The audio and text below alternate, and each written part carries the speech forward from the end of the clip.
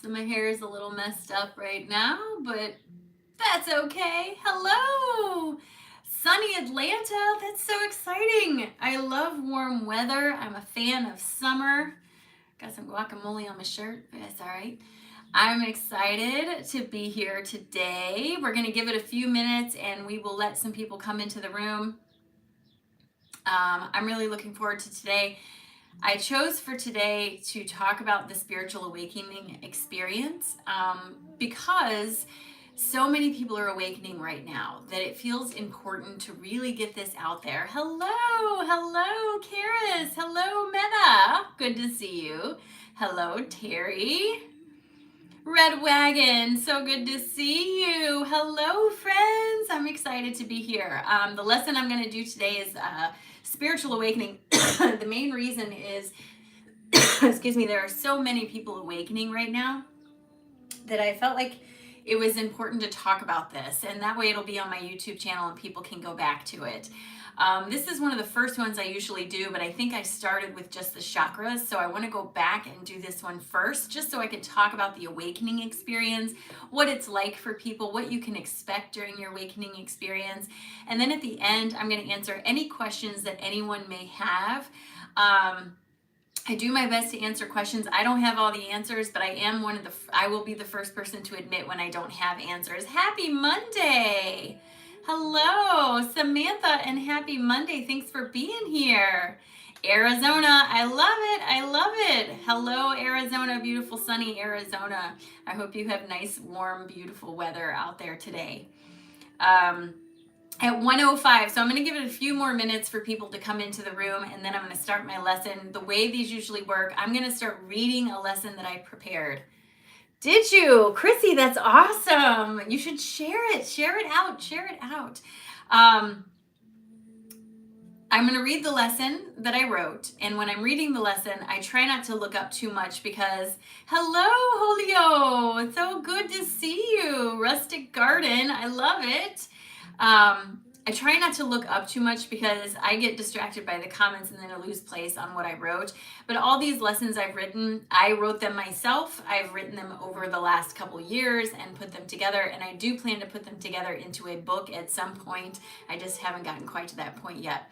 At the end of the lesson, I will open the floor up to any questions that anyone may have. I'm happy to answer anything I have the answers for. And if I don't have the answers, sometimes that's even better because we can put it out to the collective here and find an answer for you based on other people and their experiences. So I'm really excited to do this lesson. It will be up for replay on YouTube later. If you want to find it, if you don't have time to stick around, it will be up later. Like it, share it out, do whatever you need to do, feel whatever you feel called to. I'm just happy to be able to be here to provide this for everybody.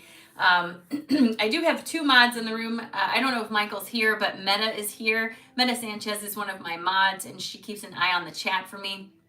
But I will tell you, if you have a question about something, I'm going to encourage you to write it down so you don't forget.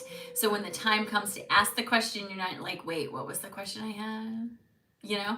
So write it down. There's Meta.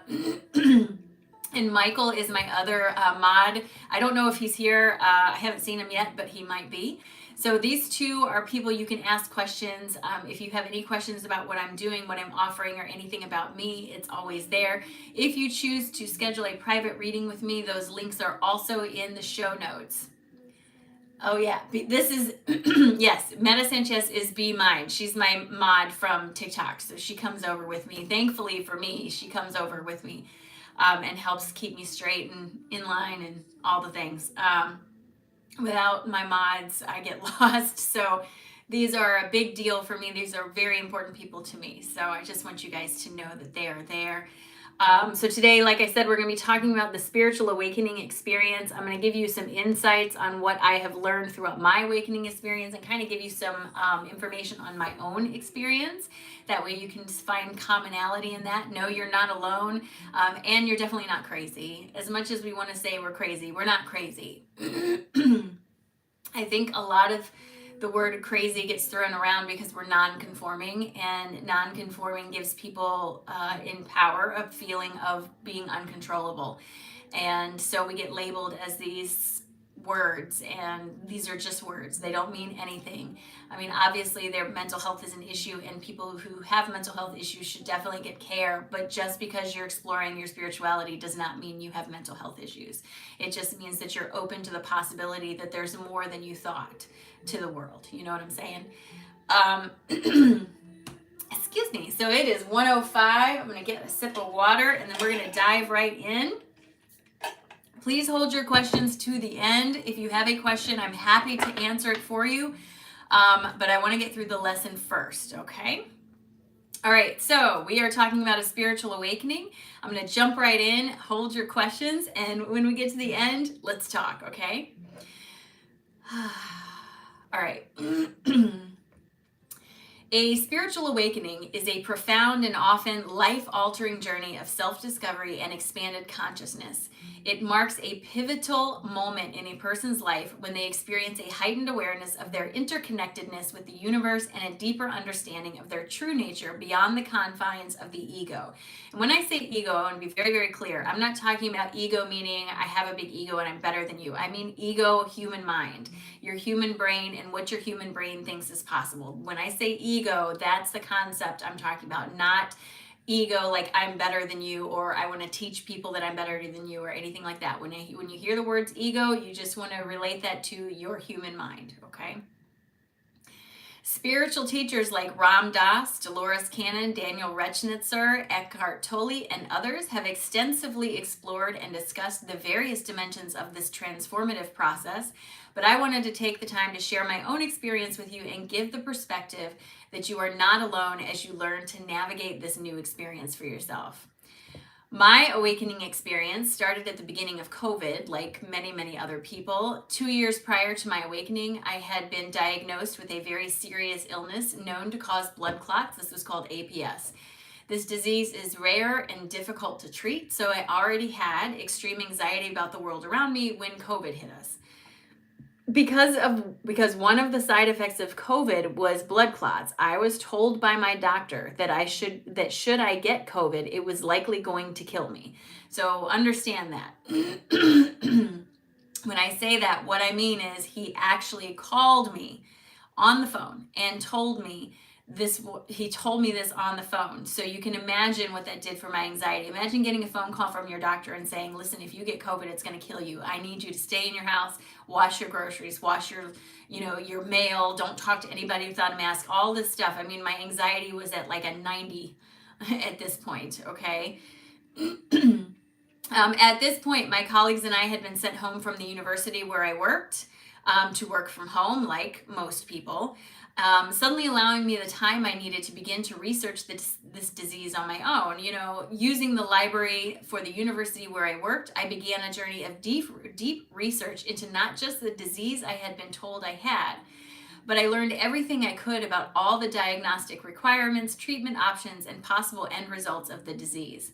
Until this point, I had been content with the idea that my doctor knew everything he needed to know about the disease, and I had simply taken him face value at his word. He's the doctor, so you know what I mean.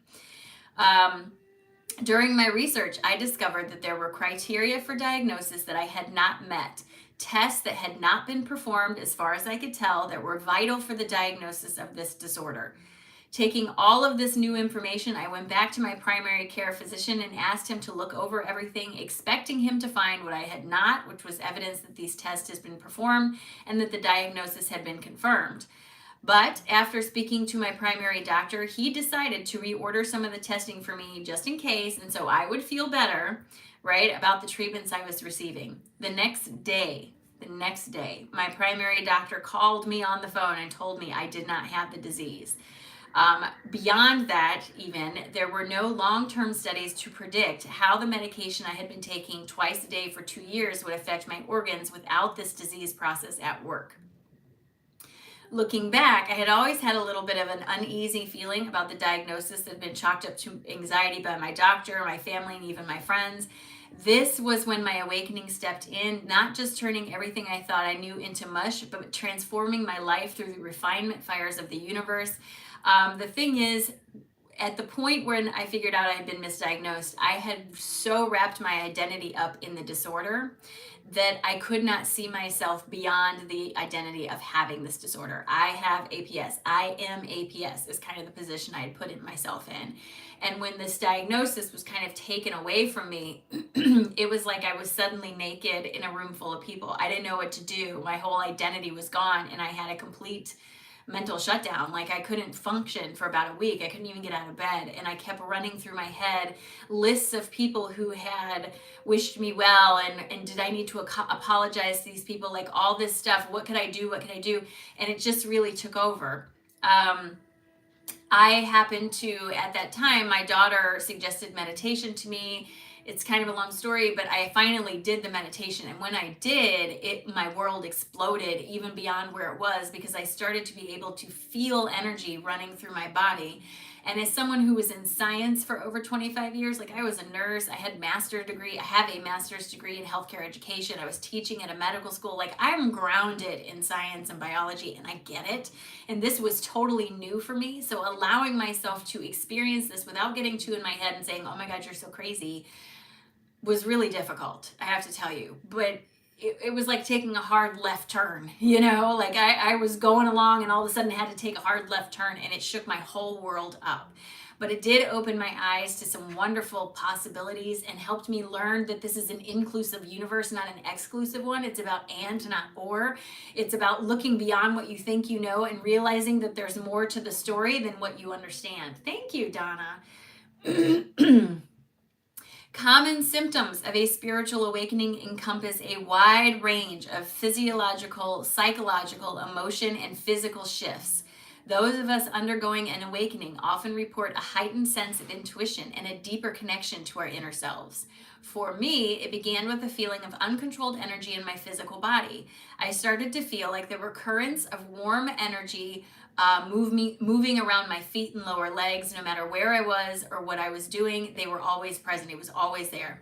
I started to notice that lights would flicker in the room where I was. The electronics in my car started to act weird. My phone was shocking me. All kinds of stuff was happening that had no rational explanation. And every time I tried to find a rational explanation for it, it just left me more frustrated because there really wasn't any. This weird stuff was happening to me and I didn't understand what was going on. Excuse me. This often and purposely leads to questioning the conventional beliefs and societal norms that once governed our lives. Dissatisfaction with material pursuits and a longing for more meaningful experiences begin to emerge as we start to recognize the impermanence of material possessions. Kind of like that thing, you hear a lot of celebrities say this. Jim Carrey is one of the biggest one who says this. You go along in your life and you tell yourself, if I only had fill in the blank. If I only had $1 million, if I only had a new house, if I only had a new car, I would be happy, I would be happy, I would be happy. We tell ourselves these things.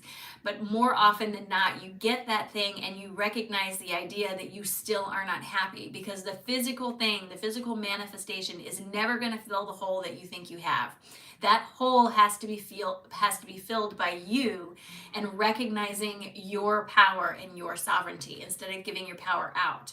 So even though we think I'll be better when I have $1 million or I'll be better when I have a new car, you won't. You take you with you everywhere you go. And if you aren't working on you, you are going to have the same feeling when you receive those physical manifestations. Excuse me. I'm very phlegmy today. As conveyed by spiritual teacher Ram Dass, a spiritual awakening can be accompanied by a profound shift in perspective, leading to a dissolution of the ego and a more compassionate outlook on life. Similarly, Eckhart Tolle emphasizes the importance of being present in the moment and embracing a state of consciousness beyond thought. This shift towards mindfulness and presence can trigger a profound transformation in how individuals experience reality. For me, it's about perspective. through my awakening experience, I started to rely more on looking at other people's perspectives. Instead of thinking about how does this affect me, I started thinking about how does this affect me, but also you? How does this affect my daughter? How does this affect my husband? How does this affect my friend? How is the world event affecting other people? And I started to tap into the feelings that other people were having. For a lot of people, the first gift that kind of comes online for us is our empathy, where we're able to see another perspective and feel the emotions of others. This is usually the first big gift that we have that opens up and pushes us forward into our other gifts, because we need to understand how what we're doing affects other people before we just throw it out there crazy, right? Because you don't want to offer something to someone that just terrifies them. You don't want to do that. You don't want to scare anybody. So learning perspective is really big and really important, especially when you're opening your gifts, your empathy, your intuition, your clairs, all these things. It's important to have perspective on how other people may feel with all this stuff. Hi, Anya, welcome. Dolores Cannon and Daniel Rechnitzer discuss the concept of spiritual awakening in the context of a collective shift in consciousness. Cannon's work often touches upon past life regression and the exploration of higher realms of existence, which can lead to a broader understanding of one's purpose and connection to the universe. Rechnitzer focuses on expanding awareness through deeper introspection and the recognition of the interconnectedness of all things. That's a big piece of this. When you recognize that everything is connected, that the way the world works affects how you feel, that the energy we receive from the earth in the form of storms, energy from the sun, lightning strikes, CMEs, all these things, all of this affects us. We are all energetic beings, and we are all affected by the energy around us. And when you start to recognize that, it gives you back your control. Instead of being a victim of your circumstance or a victim of your environment, it gives you back the power to say, I have control over how I feel. I don't have to incorporate this into what I'm doing. I'm allowed to feel the way I want to feel. That's a big, big part of the shift for a lot of people. So keep that in mind. In essence, a spiritual awakening is a multifaceted process that goes beyond mere intellectual understanding, delving into the realm of personal experience and inner transformation. As described by these spiritual teachers, the journey involves shedding limiting beliefs, embracing mindfulness, and cultivating a more profound connection with the universe and one's true self. It's a process that invites individuals to step out of their comfort zones, explore their inner landscapes, and ultimately find a greater sense of purpose and fulfillment in their lives. People ask me a lot, what are the signs of being in a spiritual awakening? If you are asking that question, then you are in a spiritual awakening. Most people who are still asleep, it does not occur to them that it's a thing. So if you're thinking about it, if you're wondering, am I having a spiritual awakening experience? Is this what's happening to me? Then more often than not, yes. The answer is yes. If you're even asking about it, the answer is usually yes. Another thing that tends to happen with people is they start to question a lot of the beliefs that they've held for a long time. I see this very, very commonly in people with deep religious upbringings, especially Christianity. And this is not a knock on Christianity whatsoever. I want you to find the way that helps you feel the best about where you're going. However, Christianity especially Catholicism, tends to have a lot of guilt built into it. If you aren't good, if you are bad in some way, you are unworthy of love from Source, God, whatever you want to call it. And in recognizing that that's just not true, it's not even logical to think to yourself that a loving, omniscient God who gives unconditional love would ever judge you for something you're doing does not make sense, because that's not unconditional. So it's learning to look beyond the teachings you have been given, learning to look into the idea that there's more to the story than what we've been given. And again, I'm not going to bash anybody's religion. I'm not. I want you to find peace wherever you find it. But if you are in a religious practice that makes you feel less than, that makes you feel bad for simply living, then that has a problem for me. That's an issue, Yes, 100%. Super Debris, I can't read it, I don't have my reading glasses on, says, you realize it's so much bigger than any single religion. Yes, absolutely. Thank you, Nathan. So I want you to understand, recognizing that there's more to the story does not mean that everything you've learned needs to be thrown out. That's like throwing the baby out with the bathwater. You don't have to do that. Okay, you just don't. It's about learning to take the teachings that work for you and leaving the rest for others. Okay, that's what's important. Not everything works for everybody, and that's one of the hardest concepts for people to understand in spiritual awakening, is that you create your own reality by working with law of attraction, your own energy. You create the reality you want to have, and that does not mean being teleported off this earth to some crazy other planet that we've never heard of.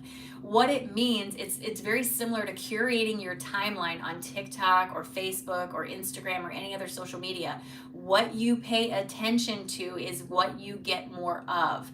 That's how you cultivate your reality. When you stop paying attention to the news and stop freaking out about all the stuff happening all over the world that you literally can do absolutely nothing about, it changes the way you see your world, and it opens up freedom for you. I am a big fan of praying, but I think praying should come from a place of gratitude and not of asking for things. If you want to pray, if that brings you peace, wonderful. But what are you doing with that prayer? Are you hoping to be saved by some creature that lives in the sky, or are you being grateful for where you are? So as you walk through your awakening experience, do yourself the favor of understanding that what you put your focus on matters. What you pay the attention to is what you draw reflections of to you through law of attraction, because law of attraction is basically just a big, giant echo chamber. You know what I'm saying? What you put out is what you get back, and often it's amplified. So you want to be mindful of what you're paying attention to. Where your thoughts go is where your energy goes. Yes, that's why it's called paying attention, in my opinion. That's why it's called paying attention. You're paying energy to something, and it should be a two-way street. I got a comment here that says, hard to believe, but I was taught the world didn't start till Jesus was born. When I found out there were thousands of years before that, it was mind-blowing. Yeah, I bet. I imagine so. To think that the world is only 2,400 years old, you know, like, it's mind-blowing when you start to realize these things. But that doesn't mean that your teachers, Jesus, Yeshua, you know, whatever you want to call him, Mohammed, Zoroaster, all these people did come forward and they brought teachings, but they were people and they were enlightened in some way. And just like the teachers we have today were the way they were then, they just came with a different message. They came with a message for the time. It doesn't mean it was necessarily wrong. It just means it's outdated. You wouldn't try to run a business using a computer, one of the first computers that ever came out, because there's more power in your cell phone than there is in that old computer. Do you see what I'm saying? It's about evolving with the times and recognizing that there's so more available to you than what you think. But awakening experiences are not easy. Awakening experiences are not easy. Hello from New Zealand. Welcome. I did not have these skills before COVID. I never looked into it. Hello from Afghanistan. I never even considered it, if I'm being honest with you. Before my awakening experience, I was very grounded in physical reality and science. And I was very much one of those people. I would always say, show me the study. Show me the study. I want to see the study before I believe it ever happened. Everything in this life experience is about duality, everything. The physical life experience is about show me proof and then I believe it. But the metaphysical experience is about believe it and then you will see proof of it in your existence. And it's learning to balance these two sides of things as part of the reason we come here. The other reason we come here is not to save everybody else, but to find ourselves, to remember ourselves through the lens of forgetting. Because you have to remember, the largest part of you is still in spirit. It is your oversoul, your higher self, whatever you want to call it. This is the biggest part of you, is in spirit. And when you come into this life experience, you purposely forget everything you know as spirit, because if you remembered everything you knew as spirit, there would be no reason for you to come here. The reason you incarnate is so that you can experience life through a different lens and go through the joy of rediscovering who you are, what your talents are, and where your passions lie. This fuels you to become the greatest version and biggest piece of your higher self that you can. And through this, you naturally gravitate towards being in service for others. It's, it's very much the opposite of an eye for an eye. An eye for an eye makes the whole world go blind. But if you are teaching something for other people, the idea, if you give a man a fish, you feed him for a day. If you teach him how to fish, he can eat for a lifetime. It's that same idea. It's recognizing that you have the power inside of you to control the world around you as long as you put the focus into it. But remember, you have to feel to heal.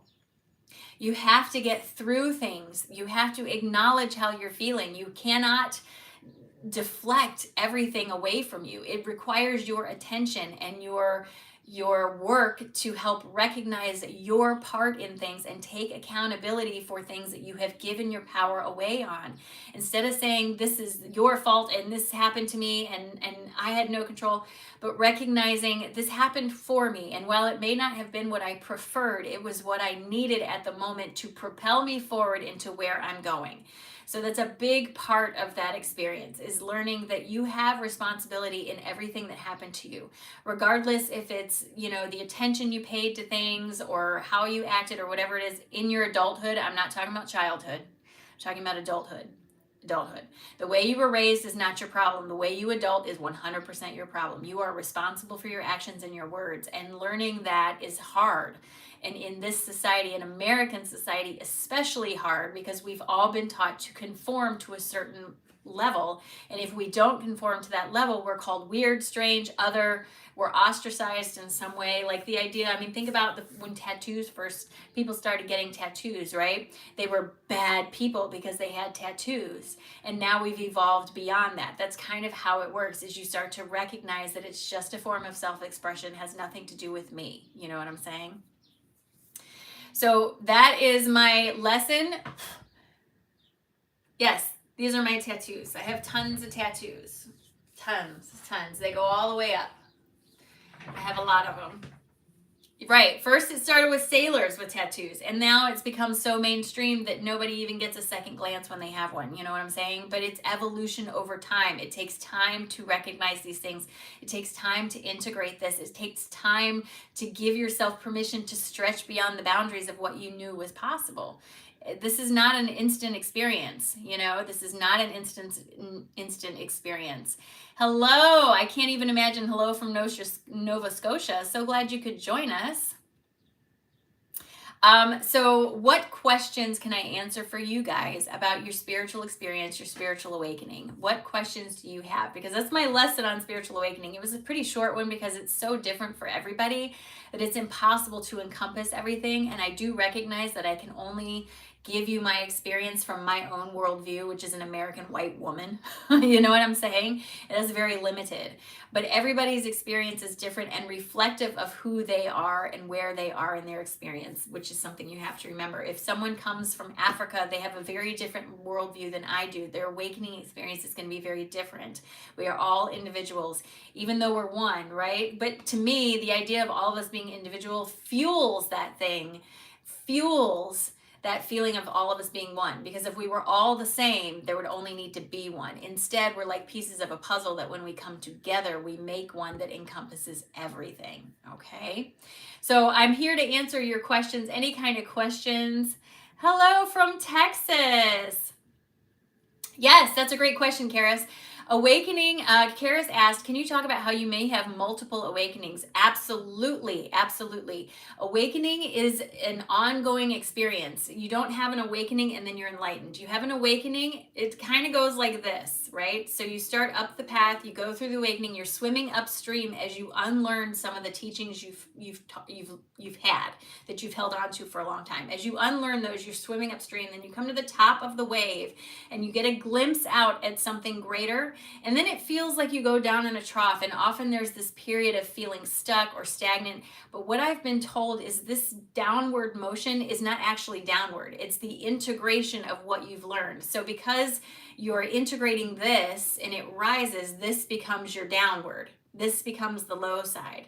Then you go back up and you start here, and you go back up and you start here. So you are always moving in an upward direction, even in those days when you feel like you're making no progress, you're going nowhere, you're doing nothing. You are absolutely always making progress. When you don't feel it very strongly on the outside of your life, if it's not reflected very strongly in your physical reality, it's often an indication that there's a lot of inner work happening, a lot of unlearning and that sort of thing. Then you kind of come out of that onto the top of the wave, and you can see over all the water, and you can see the beach, and you're like, oh my gosh, there's something there. Then the tide rises. You know what I mean? So the idea here is that with each big understanding that you encompass, if you know, learning about law of attraction blows your mind, that's an awakening. And then you learn about manifestation, blows your mind, that's an awakening. Each big learning experience you have is called an awakening. Some people's awakening experiences, their first awakening experience is very traumatic, but not everybody. And some people have more traumatic awakening experiences as they move through the process, especially letting go of deep religious teachings. But awakening is not a one-stop shop. It is a continuous, ongoing journey that will have lots and lots of ups and downs as you move. But keep in mind, you're never going backwards. You're always moving forward. Even if it kind of looks like this, you're still always moving forward. I hope that answers your question, Karis.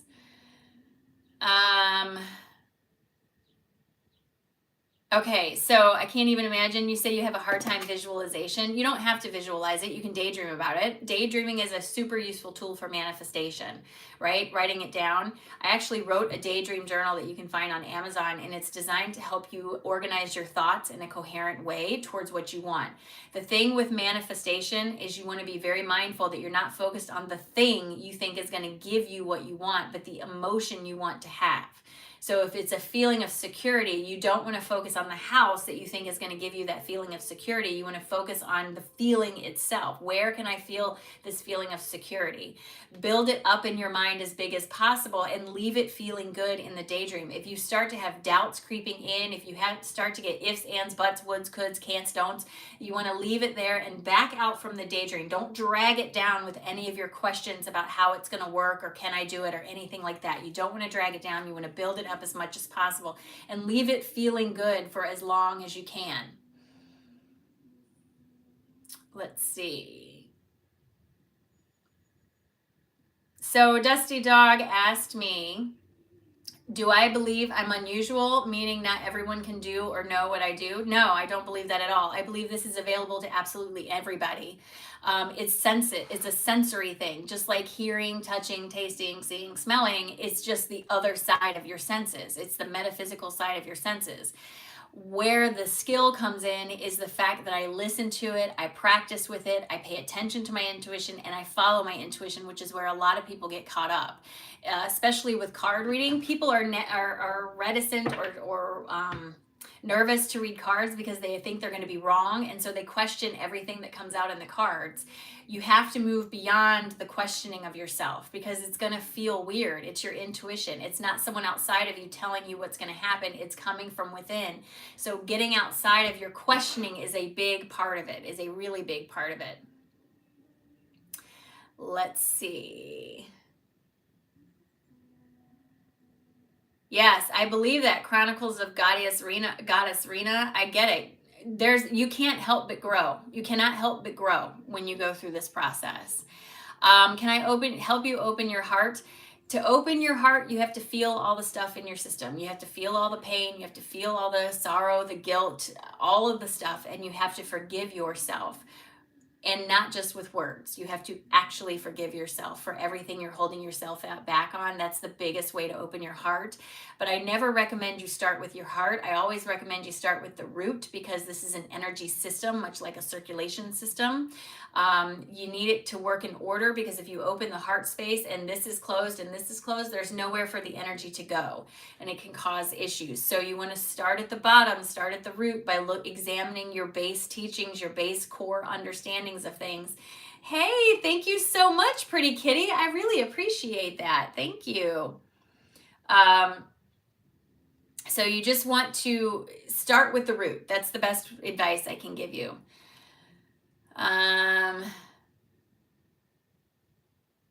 You don't have to, you don't have to visualize. You don't. Everyone's different. You have to find what works for you by helping yourself daydream or focusing on something else. But I'll tell you guys, the biggest trick with manifestation, if I'm being honest with you, the biggest trick to manifestation is remembering you have to feel better first. It's like drawing it to you. It's like a magnet. You have to feel better first. You have to find a way to be grateful where you are. You have to find a way to feel the feelings you want to have where you are, no matter how small or fleeting that feeling is. So for example, if lack is something you're struggling with, I never have enough money, I never have enough time, I never have enough whatever, you got to find a way to feel abundant in that way, okay? And it can be small. So for me, on the days when I'm struggling with a feeling of lack, I will go buy something. I will go buy something with cash for myself, right? Because this gives me a feeling of this belongs to me. This is abundance for me, something small. It's also recognizing that abundance comes in 1,000 forms other than monetary. You know what I'm saying? It's not just money that's abundant. It's your friendships and your support and your food and your shelter and your house. Finding a way to be grateful where you are is the single greatest way that you can manifest something for yourself. It really is. Hello from Brazil. Oh, you live in Palm Bay, Florida? Beautiful. Beautiful. I love it. Yes, I see it. It was hard for me to recognize that this is my journey and that is yours. I almost never remember any dream, but other people get so much info in dreams. So something that I was told, just like any other senses, you have some senses that are stronger than others. Like for me, I'm clairaudient, stronger than I am claircognizant. So that clairaudience comes forward for me as a strength, kind of like some people are better singers than others. Some people are better painters than others. It doesn't mean you don't have access to any of these other clairs or gifts. It just means that you have one that tends to be stronger than others. That's all that means. Everybody has access to all of these. Yes, focus on the feeling you want to have. You can daydream. Daydreaming is not about visualization. It's just a term. It's about thinking about where you want to be. It's about building that dream up in your head. You don't have to see it to build it. You just have to talk about it to yourself. Let the voice in your head go crazy. You know what I'm saying?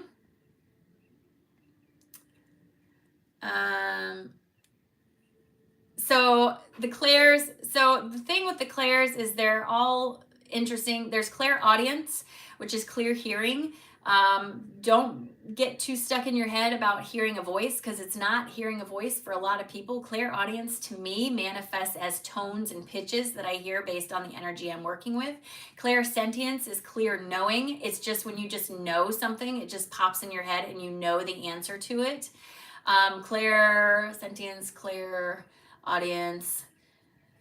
Clairvoyant means clear sight. Usually people with clairvoyance see visions of some kind. I see visions too, but I have to tell you, they're not outside of me. It's like if you are listening to your parents tell a story about you when you were little, and it's something you don't really remember, but as they're telling the story, you can kind of see it in your head. That's what clairvoyance looks like to me. It's like a very fuzzy memory that doesn't belong to me. So again, it comes in many, many different forms. Many, many different forms. I get really violent or nightmarish dreams every night and they freak me out for years. It's been like this. So Gia, I'm not an expert on dreams, but I will tell you, if you're having a lot of fear in your dreams, you're having a lot of fear in your life. Dreams can be very reflective of energy you're trying to work through. So try to figure out where your anxiety is coming from in your physical life and how is it translating into your dream state. It's trying to get your attention, obviously, for some reason. It's asking you to focus on it. Where are your fears? Are they irrational? Can you figure out a way to get past them? When themes keep coming up in your dreams, it's because it needs your attention for some reason. At least this is what I was told. I'm not a dream interpreter. I am not someone who knows a lot about the dreamscape, but I have been told multiple times that the emotion in the dream is far more important than the visual, because your human mind is trying to make sense out of something that is not sensical to the human mind. You know what I'm saying? So focus on the feelings you have. And if the feelings you have continue to be stressful and anxious and all those feelings, then it's pointing to something in your physical life that needs your attention, that is giving you those feelings. Maybe it's the relationships that you're part of. Maybe it's the activities that you're part of. Maybe it's the way you're treating yourself. Something is happening in your physical life to reflect in your dreams in so intensely that you're having it every night. You need to examine what's happening around you, where you have a lot of anxiety, and what you can do to help yourself in that aspect of things. That translates it back into the dream space. I do readings, Dean. My readings are paid. What does that say? Hold on. I woke up in all demonic tattoos and have no idea how ever since I've been drained. Please. I don't know that I'm going to be able to give you an answer about that. I'm not the one to help you with that. I apologize, but that's not how my readings work, David, but I would talk to somebody. Clairsentient, that's wonderful, Joy. I'm so glad.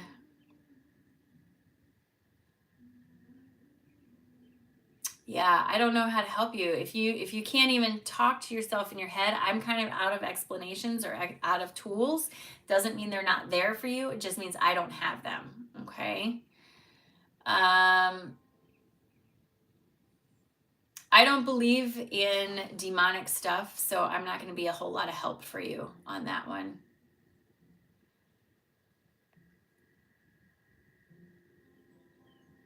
That's great, Karis. Constance Messimer here on YouTube has in-depth videos to help you work with the different clairs. I love it. That's a great tool. That's a great tool, Karis.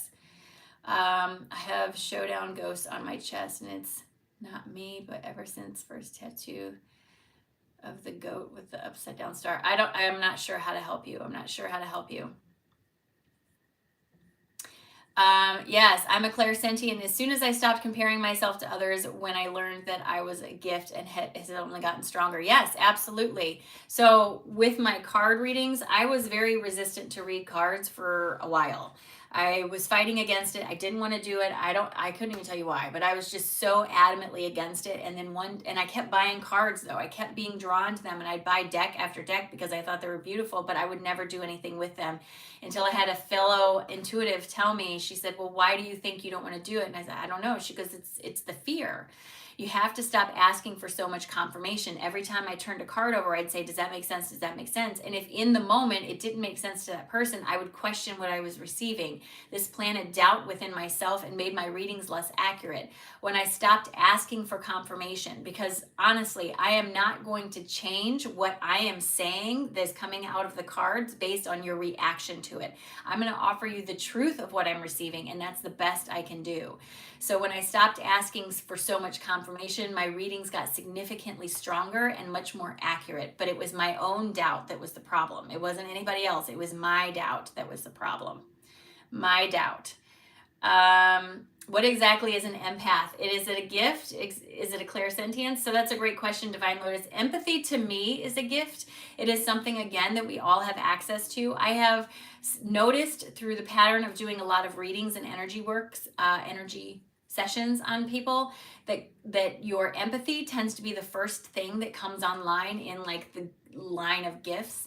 Empathy is the ability to feel the pain of others around you in a profound way, being able to like a good example is you'll be watching a movie and something sad happens and you uncontrollably can't stop crying because you deeply feel the emotion that's being conveyed in the movie.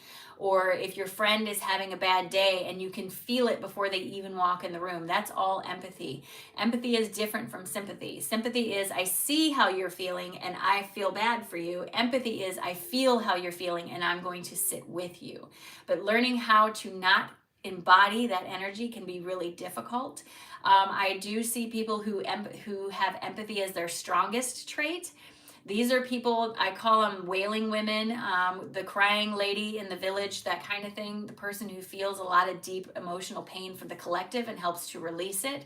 But you also have very high highs where you feel a lot of joy for the collective. So yes, I believe that empathy is a gift. It's not a clair, but it's still a gift because most people on this planet have turned off their empathy because it's too painful. So opening up your empathy is not an easy thing, but it allows the people around you to have a safe space in which to explore their feelings. And it does a lot for people. And good empaths are really good at listening to people with both ears, meaning they're not listening with half their head while the other half of their head is trying to solve the problem. A good empath will sit and listen to you talk about what you need to talk about without needing to offer you a tool or a solution. Because good empaths also recognize that a lot of times you have the solution inside of you, you just need the space to talk it through. And just sitting there and listening to you as you talk through it can be incredibly valuable. And you on your own will come to the realization of what you need to do without the empath having to guide you or tell you what to do. That's what I have found with a lot of empaths. So Sarika says, can energy cause you to shake when in deep prayer? I've been told it was wrong by family members. Yes.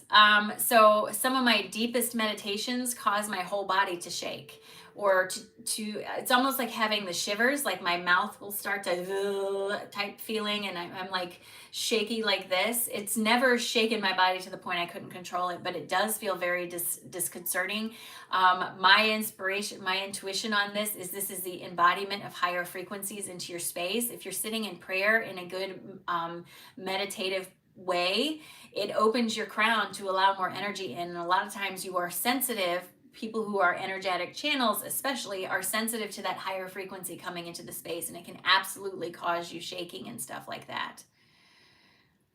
Oh, this is my daughter's old room. Yes. Yes, imposter syndrome is very, very prevalent. Learning to trust yourself is a big, big deal. Having trouble healing a sinus infection, antibiotics didn't help. Doctor says surgery.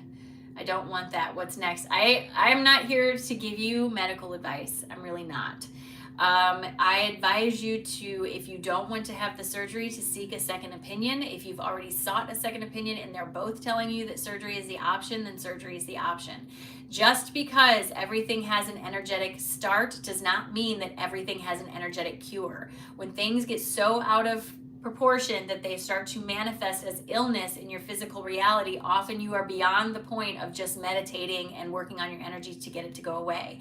Not saying that that doesn't help, but if you have already manifested something that requires surgery, I don't want to say that meditating and stuff like that is not going to make it go away, but use the tools you have at your disposal, right? Medicine is a tool.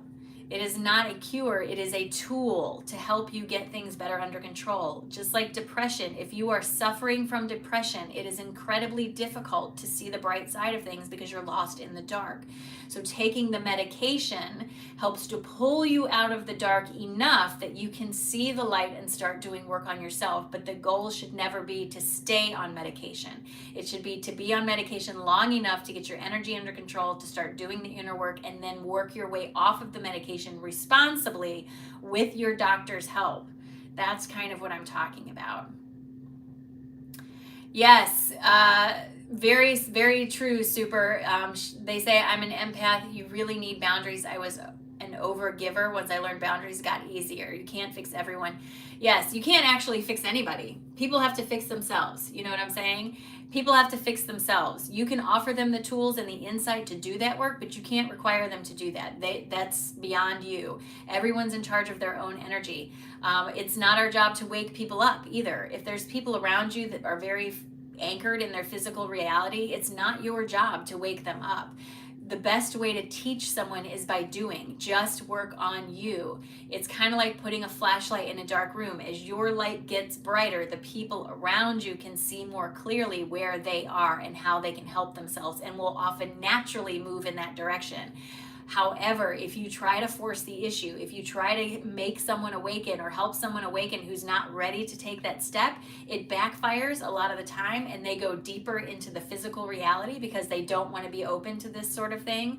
So keep that in mind. It's not our job to wake anybody up. Without contrast, we have no way of moving forward. That's also important. Some people are here to be the contrast for us so that we can look at that and go, I don't like that and I don't want that for myself, so I'm going to do something else. You know what I'm saying? So contrast is also very important. Everybody who's here serves a purpose in what they're going through. It is up to you on an individual level if you choose to awaken or not. And if you do, it's up to you what you choose to do with that. Not everyone is going to go down the same path, and that's perfectly fine. That's why we're here. That's why we're so different, is to explore this world of duality and choices and find a way to discover ourselves buried under all the teachings that we've been given. That's a big part of the awakening experience, is recognizing that I can't save anyone but me. I cannot save you from yourself. I cannot. You take yourself everywhere you go. While I can offer you advice and tools and insight, I cannot make you do it, and I will not ever force you to do it. That's a big issue that people, especially with newly awakened people, they want everybody to wake up because they've had such a profound experience, but it's not everybody's time to wake up. Not everybody's time to wake up. How did I get over the fear of not wanting to read? That's a great question, Courtney. I just did it. I bit the bullet and I jumped in and I went on TikTok and I started doing anonymous readings like this because I can't see the person. So if I can't interact with your face, it helps me a lot because I don't get caught up in that look that I get from people sometimes. I call it dead face, where I'm telling them some profound information and the look I get from them is, a lot of times I've discovered that look comes from the idea that I am overwhelming you with information. And more often than not, I will say, if I do a reading for someone and they say it doesn't resonate with them, which Meta can probably tell you, I rarely, if ever, have someone say that in a reading. They will always reach out to me later and say, oh my gosh, I understand now. I saw what happened. I get it. Oh my gosh. Oh my gosh. You know, it can be very overwhelming. It can be very overwhelming when there's a lot of information being handed to you. For me, the biggest thing I did for myself to get over my fear of reading cards is to just do it. Just do it and stop asking for confirmation. I tell people all the time, I'm offering you the truth of what I'm receiving. You can take it or leave it. That's up to you. My purpose is to offer it to you. It is not to make you take it, understand it, or believe it. It's just here to offer it to you. I have no tie. I have no investment in whether or not you believe it. I know I believe it, and that's all I can do. So I put it out there that way. That's the best way I know how to explain doing that for you, for yourself. Yes, Met is correct. That's why we promote screen recording your readings, because it's a lot of energy and it's a lot of information. And if you watch it over later, you'll get something from it that you didn't even pick up the first time. So yes, absolutely. We go back to the idea of telling people, please record your screen recordings. It's your reading. It's your reading. Do with it what you want, but record it so you have it to refer to later.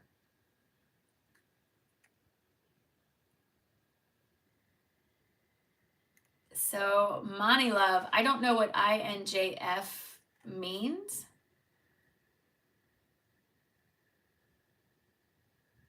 But thank you very much for walking. I appreciate it. Yeah, so super. My links are all in the show notes, and I'm live on TikTok every single morning at 8 a.m., 8 to 10 a.m., Monday through Friday. Yes, Courtney. So I struggle with that too. If I am a rare empath, I got you. Here's the thing.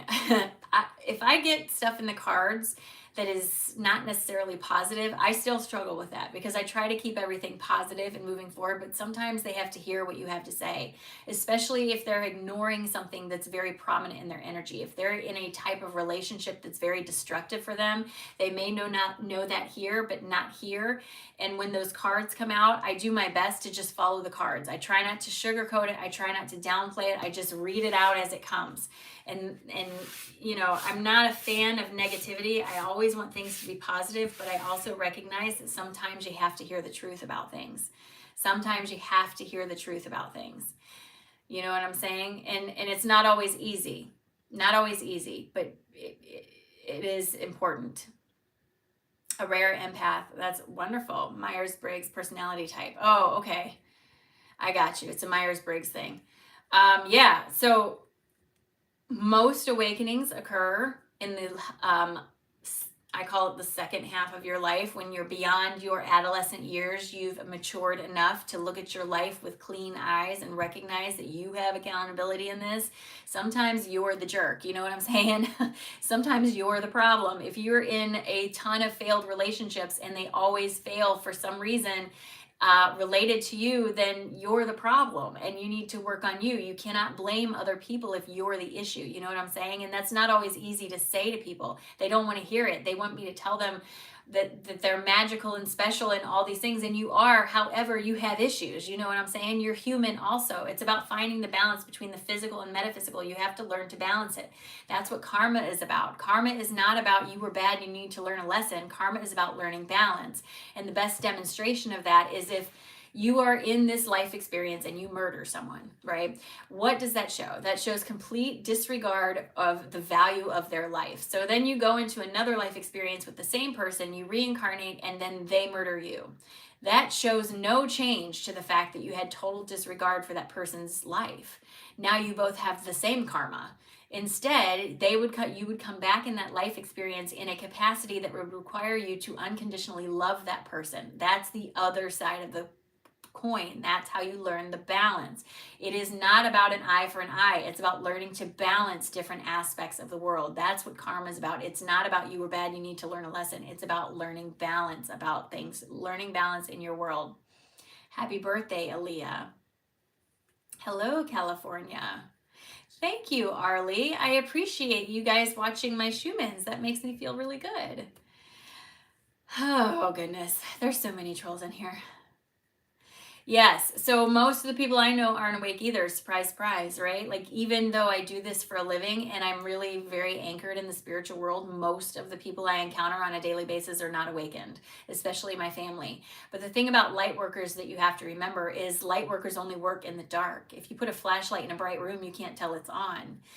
Light workers are planted in some of the darkest areas so that you can bring light to the darkness. That's why you're there. That's what a light worker's purpose is to bring light to the darkness. So if you are living in a world where everybody's sunshine and rainbows, there's no call for you to be a light worker.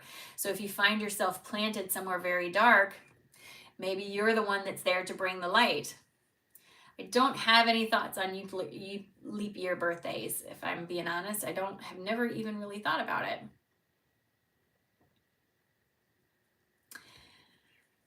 Thank you, Samantha. I appreciate that. Yes, Wade is correct. Your positive consciousness with purpose is a continuous journey of self-discovery, 100%. 100%. You are learning to discover the truth of who you are, what you can do, what you're capable of. Because I promise you, you're far more capable than you've been led to believe. It's easier to control people who conform. I'm just going to say that. It's easier to control people who conform. So society has a lot of rules about what's normal and what's not normal. And anyone who's not normal is ostracized and excluded, and they are not easy to control. So think about it that way. Learning to think for yourself, think outside the box, see the truth of the situation, stretch beyond the comfort zone that that you have placed yourself in. If things never change, things never change. You know what I'm saying? You have to be okay with some of those changes. You have to be okay with some of those changes.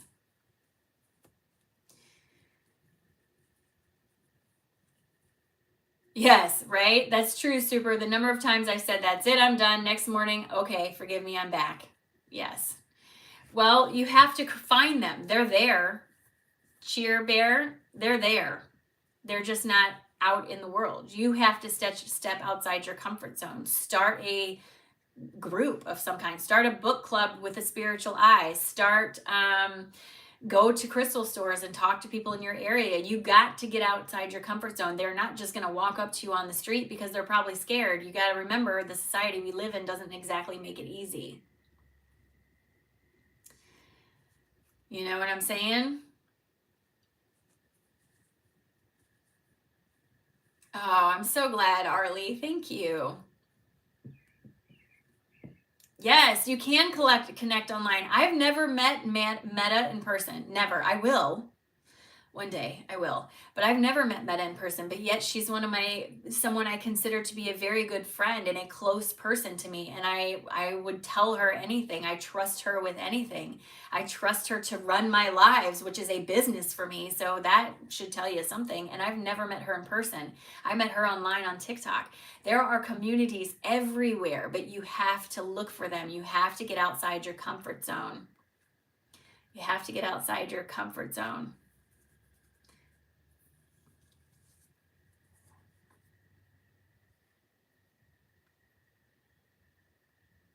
You can find them. You can find them. Hello from the UK. You can find people. You can find your vibe tribe. You just have to step outside your comfort zone. And that's uncomfortable, obviously. But once you step outside that comfort zone and go to spiritual stores, go to metaphysical fairs, get on TikTok or whatever platform and start searching those things, you will find your people. You will find your people. Slowly but surely, they will be drawn to you, and you will most likely be the one that has to reach out first. But once you start reaching out, it's like dominoes. It just starts to fall, okay? Yes, yes, yes. If ether is energy and everywhere, and source creator is energy and everywhere, can we consider a different perspective of God? I'm not sure I understand your question, Red Dog, but I do believe that I don't believe in an old man with a beard sitting in the sky. I believe God is energy. I call it source, and it's everywhere. It's behind the sun, it's behind the storms, it's behind the rain, it's behind the air, it's behind everything. It is an energy with some kind of intelligence that sends us information. Quantum physics teaches us that energy slowed down becomes information. I just think that most of us are far too busy and focused on everything else that the information being sent to us kind of bounces off. When you go into meditation, you slow your energy down enough for you to receive the information being sent to you. That's why meditation is so, so important.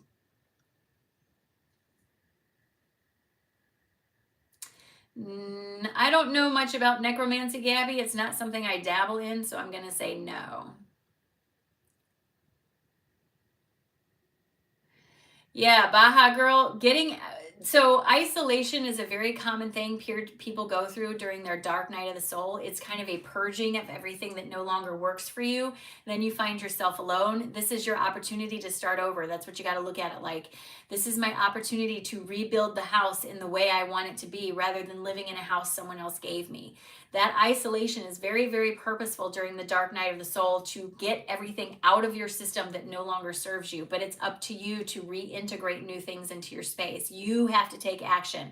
People get very upset with manifestation. They want a cake, they want a cake, they want a cake, they want a cake. So then Source gives them all the ingredients to make a cake, and they're mad because they didn't get a cake.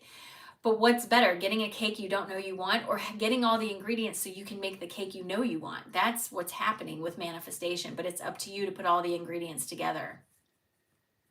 There it is. There it is. Super. I see that.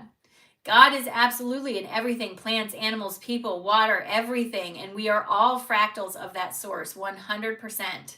100%.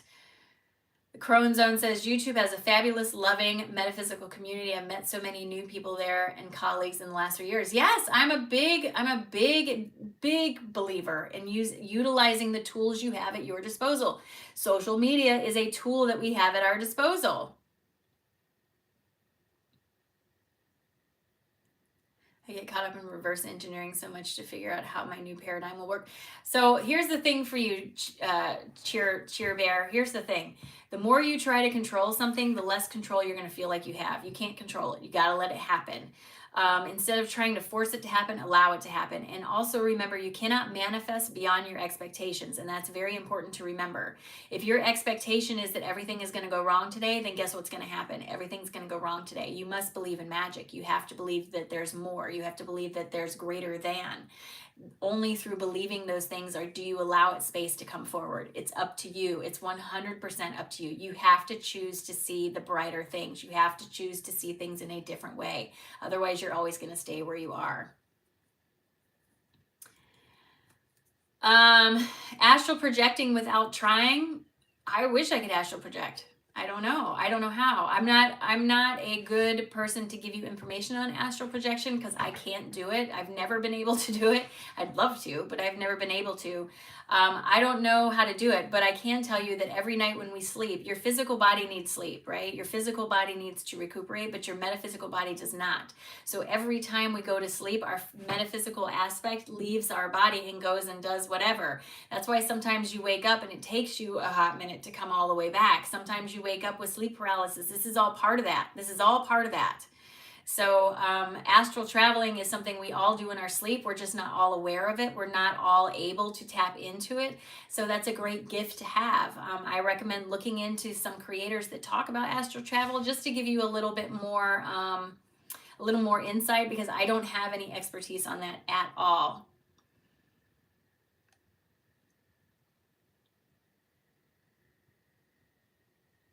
Yeah, I get it, Cher Bear. I get it. Even if your life sucks sometimes, it's still easier than changing. It's a strange phenomenon. It is, but it's because it's comfortable. It's because it's comfortable. Change is always uncomfortable, always. And that's why most people don't do it, because it stretched the boundaries of where you're comfortable. But comfort leads to complacency, most often, leads to a sense of complacency. You get complacent in your life because you're comfortable. Why would you change anything if everything's already great? But if you don't change anything, you can't explore anything new, you know? All right, you guys, it has been just over an hour, so I'm going to get off of here. I try to be mindful of everybody's time. Professor Brown, the Shadow Work Club will be live this evening for members here on YouTube and subscribers on TikTok. We are doing our shadow work exercises this evening at 7 o'clock. The replay will be back up for members. If you are a member, make sure you have done your homework. It's in the Facebook group. If you are interested in a private reading, everything is linked up in my in the show notes for today, or on TikTok. You can always find me there. It was an absolute pleasure to be here with you guys. Thank you so much for taking the time to spend with me. I appreciate it very much. Without you, this isn't possible. Replay will be up on YouTube as soon as I can get it up there, and I will see you guys later. Bye, Meta. Thank you, friend. Thank you for being here. It makes me so happy to see you. How do you join Shadow Work? So if you go to, I don't know if you have TikTok or not, but if you go to YouTube and you become a paying member on YouTube, it allows you to participate in the group exercises we do every Monday evening at 7 p.m. Central Standard Time. You will then want to join the Facebook group Shadows and Light, because that's where I post all the exercises. If you are a member, a paying member on YouTube, the lives from Shadow Work are always up for replay later. So even if you can't make the class, it'll be there. We do a structured Shadow Work group where we have exercises each week that I assign for homework, and we go over them the next week. I invite people to share their stories with me. All of that stuff is being a member here on YouTube or a subscriber on TikTok. You guys have a wonderful, wonderful day. It's a gorgeous day to be alive, and I'm so happy and grateful for all of you. Thank you very much. Thank you, Meta. Bye, guys.